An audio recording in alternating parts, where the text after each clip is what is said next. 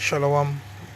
All praises, glory, and honors to Yahweh Ba'asham Yahushai, Ba'asham Rakha, Akodash, and double honors to the apostles and to the elders of Great Millstone, and salutations to the elect. This is James 5 Precept, short and spicy, and to the point, and I'm a brother Makola from the Great Millstone, Jamaica camp, with another lesson here to feed the potential elect. I want to do a response video or a follow-up to the Apostle Tahar's video. As you can see, it was uploaded 56 minutes ago. Hyperinflation in Jamaica, and this video have a thumbs down, and I can assure you that the person that clicked the thumbs down button is a so-called Jamaican, a hard-headed Benjamite that have no clue to what's really happening in this country. They have no understanding of how money works, and that was what the Apostle was basically bringing out, for you brothers out there to understand how money really work. And it's true, the currency, like Biles, the manager for the Bank of Jamaica, about 2000, what should I say, it's 2013 if I'm not mistaken, he had promised that the dollar wouldn't slide past $111 to $1. And when he said that, all of us just laugh and say, here this for us profit. And see, it's $140 now. See, and I've been speaking on this, even for the last couple of videos, I've been speaking on this shit, man. That these men that come and prophesy unto you of peace, and when there's a crisis, this is a crisis. The reason why the dollar is 140 to 1, but yet still you have the Prime Minister Andrew Holness. They are bigging him up like he's some hotshot, like he's a good Prime Minister and he's doing things for the country and the economy is growing. When it's not, it's only growing in debt. That's the reason why he's trying to divest these resources that should bring forth the country's GDP, such as the National Water Commission.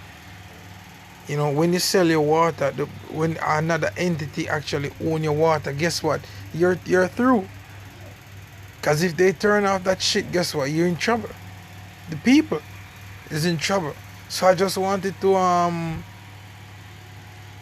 to do a little something on it. So I have this video here I wanted to share with you. This is from a documentary called, as you can see, this is from a documentary called Life and Death. Very, very good documentary, man. Very beautiful documentary. And even until this day, people watch this documentary and still, for some reason, have it as bad management between JLP and PNP, when this documentary here teaches that it wasn't about no JLP nor PNP. It was all about the damn devil, the so-called white man, ripping down countries, man, and Jamaica was a part of it. Was a major player among that. And I'm gonna play this and then grab a scripture and then come out. So I hope to the Spirit of the Lord you're edified, So let me play it. Alright, bear with me a sec. First of all, you go to the private banking system and you see, well, can I get a private banking loan? Because let me say this. This man that you're seeing on the screen, for those who don't know, this is Michael Manley, the son of Norman Manley. He was the Prime Minister back in the 80s of the People's National Party for Jamaica. That's like how you would have the Democrats and the Republicans. Here in Jamaica, you have the Jamaican Labour Party and you have the People's National Party. Now, he was basically the leader for the People's National Party and also the Prime Minister. And I can safely say that he was the best Prime Minister Jamaica had ever seen, because his philosophy was basically eat what you grow what you eat. And he called it democratic socialism, self-sustenance. To be able to feed yourself and also to feed others. And what you're lacking you can purchase it from abroad. And no, this is gonna show you how the so-called white man is a goddamn devil, man. You understand? And Michael Manley here is gonna explain a whole lot of things to you. So just bear with me, just listen for a sec, right? No, listen. First of all, you go to the private banking system and you see, well, can I get a private banking loan? Because I'm strapped for cash, I need some support, and I'm having trouble paying my overseas bills. When the private banks won't lend to you, then you've got to do something if you're the leader of a country. And typically what you've got to do is to cut back your spending in some way and try and get more money so that the impact of those cutbacks are not as severe as they otherwise would be. And it's at that point that you generally come to the IMF. What you really need is to sit down with them and say, look, can I work out a 5-year program? And in the meantime, I'm strapped for some cash, so can you help me up front get out of the cash bind and then put it in the context of a long-term development plan? And they say, no, long-term development is your problem. We are here only to see who do you owe the money to, why are you in a bind, and we'll lend you some money in a very short time frame at full interest rate to get you out of the bind. And they then impose upon you tremendous restrictions in what you can spend. And then we reach agreement on a set of measures on the budget, on the exchange rate, on monetary policy, on interest rates, on banks, on maybe privatization, and say, yep, we think this could solve your problem. And you say to them, but if I do it that way, when I finish repaying you, I'm going to be in the bind all over, because this can't solve my problem. This is not our problem. The whole idea was to set conditions which the government could not meet. And when the government failed to meet them, you would have to renegotiate a new loan in which the conditions became tighter. So the IMF didn't say, cut out this education program or cut out this health program. What the IMF said is, you must spend only so much money on health and education. And the implication of that was that you had to cut out some program. Right, which is austerity. And you can see that these men are the devil, man. Yo, let me just continue, yeah? Essentially, what the IMF wanted us to do was to devalue our currency. That's the first thing, to make our dollar cheaper. They needed to expand their exports and diminish their imports. And the best way of doing that is to make foreign currency more expensive. And since our society is so heavily dependent on imported food, imported fuel, imported books to go to school, imported medicine, when we devalue, the cost of those things we import go up to the citizens. And as a result, the economy today is much more under the control of foreigners, not necessarily through direct ownership, but through the mechanism of debt. In the 1970s, we owed $800 million. By the end of the 1980s, we owed $4 billion. Nowadays, we owe $7 billion. So the debt is rising, and all the time the debt is rising, our capacity to export, to produce, is getting less. Hey, and also the fact that these resources which supposed to bring forth the country's GDP is no longer owned or controlled by the Jamaican government. Guess what? We are now in over $3 trillion worth of debt. I'm doing something. Soon talk to you, right? Soon talk to you. Right? So lucky about that. See, we're in over $3 trillion worth of debt. See, so so you can see where this man plays the devil, and if you watch the full documentary, as I said, Michael Manley explained to you that, look, this is the worst thing that he have ever done in his public life, but he had to do it. He had to do it because they were about to start a civil uprising, in the country, which actually started through the CIA, through Edward Siaga, man. So, yo, let me get a scripture, man. No, this is Nehemiah chapter 5 verse 1, and I think this scripture here match up the video to the T, man. Now it says, and there was a cry of the people and of their wives against their brethren the Jews. And there were that said, we, our sons and our daughters, are many. Right? It says, therefore we take up corn for them, that we may eat and live.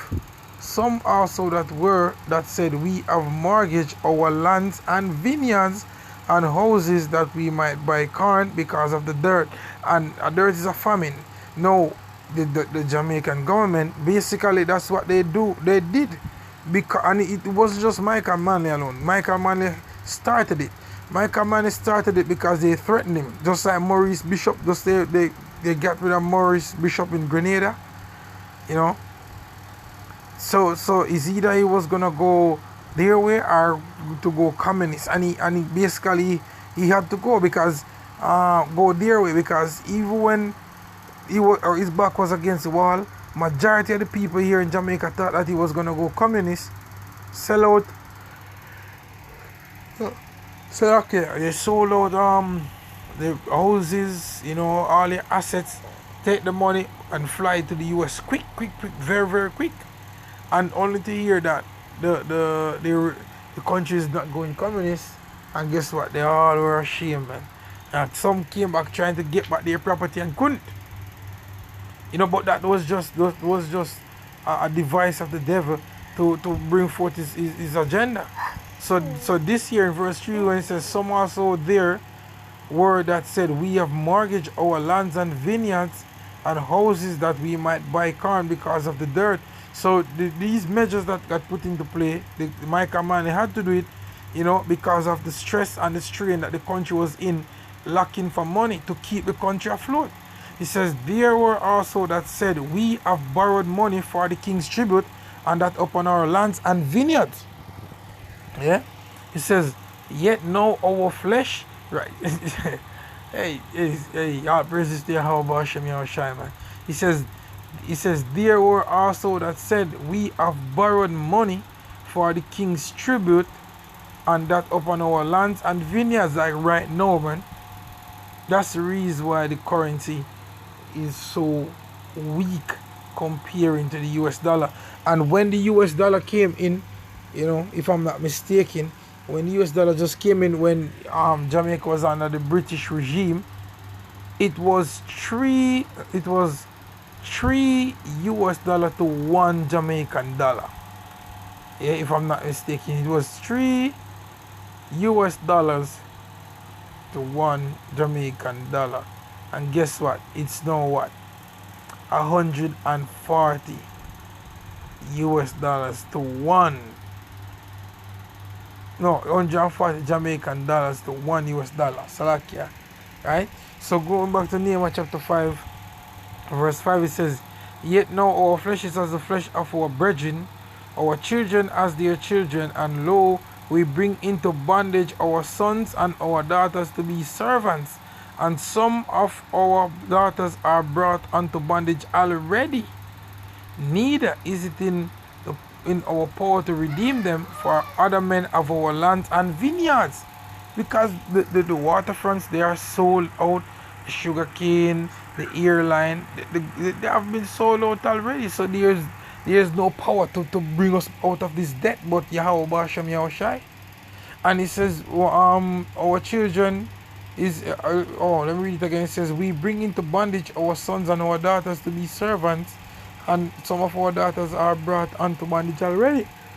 Now, back in about 2016, there was an article on a status, not status, what you call that?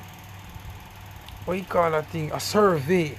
Yeah, a survey that was done that said that every Jamaican child that was to be born owe the government $600,000. That's 600,000 Jamaican dollars, man. So how much more now? Seeing that the debt has increased. This is a never-ending cycle debt, man. That's the reason why it is written in all the scriptures, man. Arise and depart. As a matter of fact, let me get that scripture, man. Micah 2 verse 10. Let me get that scripture. See, let me get that scripture. Micah 2 verse 10, he says, Arise ye and depart, for this is not your rest. Because it is polluted, it shall destroy you evil with a sore destruction. So this is not our rest, man. This is not our rest in no way, shape, or form. And in striving to make it here, for the most part, you're gonna suffer, man. You know? You're gonna do some crazy shit to have money, and then you're gonna live uncomfortable. So back in Nehemiah chapter 5 verse 6, it says, And I was very angry when I heard their cry and these words. I don't even have to go any further. There was a scripture that came into mind. It says, oh shit, I forgot the scripture. Oh yes, Haggai, man. Haggai chapter 1 verse 5. It says, Now therefore thus saith the Lord of hosts, consider your ways. Ye have sown much and bring in little. Ye eat, but ye have not enough. Ye drink, but ye are not filled with drink. Ye clothe you, but there is none warm. And he that earneth wages to put into a box with holes. Thus saith the Lord Yahweh Shemashai, the power of hosts, consider your ways. Seeing so, the dollar, the Jamaican dollar is so weak, man. It's so weak. You know, that as busy signal artists would say, oh, we have a question for ask, how the hell $1,000 bill done so fast? You know, because the reason why we have a $5,000 note, man, we have to have a $5,000 note because the value of the currency has devaluated, man. So at one point the highest dollar was $100, then it goes to $500, then it's to $1,000. Now we have a $5,000 note, which shows that the country cannot be heading into a safe path or a right direction, man. This place is finished, it's through, and the dollar will fail. It has to, it must collapse. And it's not like we have gold or silver or oil to keep us afloat. So this is done, it's finished, through. Yeah, with no returning any at all, none at all. You know, and through the spirit and power of Yahweh Shai, let it be, man. With that I want to say shalom.